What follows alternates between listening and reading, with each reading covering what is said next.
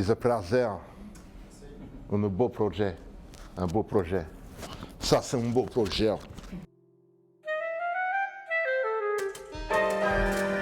Le grand texte, le beau texte, le projet en lui-même, ceux qui y participaient, et surtout Pierre Grillet, qui est un auteur, écrivain, qui est venu me voir il y a quelques années, qui me dit « Ouais, je travaille sur un recueil de textes qui était de discours politiques du début de la Révolution française et jusqu'à un peu nos jours. » Et donc, de ce projet est né Joe Star, qui a déclamé les textes à l'Assemblée.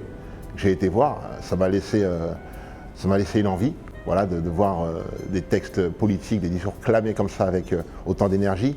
Ça leur donne une autre approche. Et quand on m'a présenté ce projet-là, je me suis dit c'est l'occasion de régler ce désir, cette envie. Voilà, c'est un concours de circonstances dont j'ai profité. Mon histoire personnelle, mon parcours de ma famille, mon père qui n'est pas né ici, moi non plus d'ailleurs. Donc le fait que je ne sois pas né ici, que je me sois retrouvé à l'école, qu'aujourd'hui je fasse de la musique, c'est dû aussi à ce que nous permet la République. J'ai toujours eu de l'admiration pour ce que pouvait apporter ce système. Il y a des problèmes partout, et j'en suis conscient, mais il faut se rendre compte des avantages qu'il y a aussi. Ce que je retiens du peu que je connais de lui, c'était un pacifiste ardu. C'était un pacifiste convaincu qu'il en est mort, qu'il était d'une intelligence précoce. C'est peut-être pour ça aussi que j'ai été touché par ce texte sur les enfants.